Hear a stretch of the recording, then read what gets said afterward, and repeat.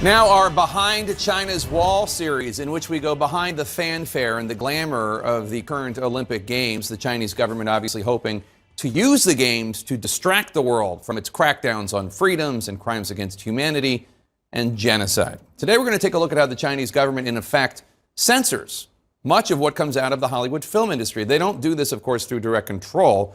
They do it through their enormous economic leverage and the fear from studios on missing out on a market of 1.4 billion people in China. Here to discuss, Eric Schwartzel. He's a Hollywood reporter for the Wall Street Journal. He's author of a brand new book just released today. It's called Red Carpet: Hollywood, China, and the Global Battle for Cultural Supremacy.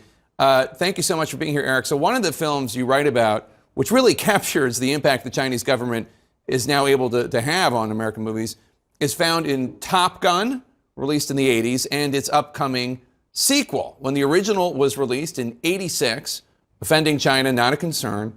But for the sequel, the studio has made a significant change to the look on the jacket of this iconic character, Maverick. Explain to folks what's going on here.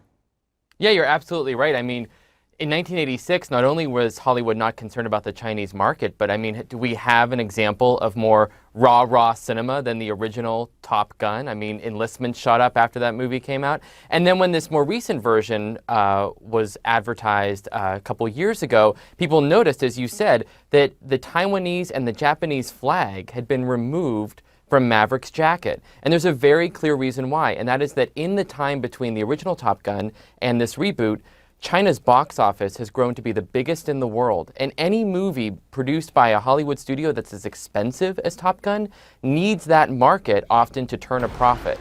So that means that even down to something as small as a flag on a jacket might need to be removed in case it offends the Chinese censors who decide whether or not this movie will get into those Chinese theaters. Right. China obviously does not consider Taiwan to be an independent country. Anything that calls into question the one China policy is a political third rail for the communist government.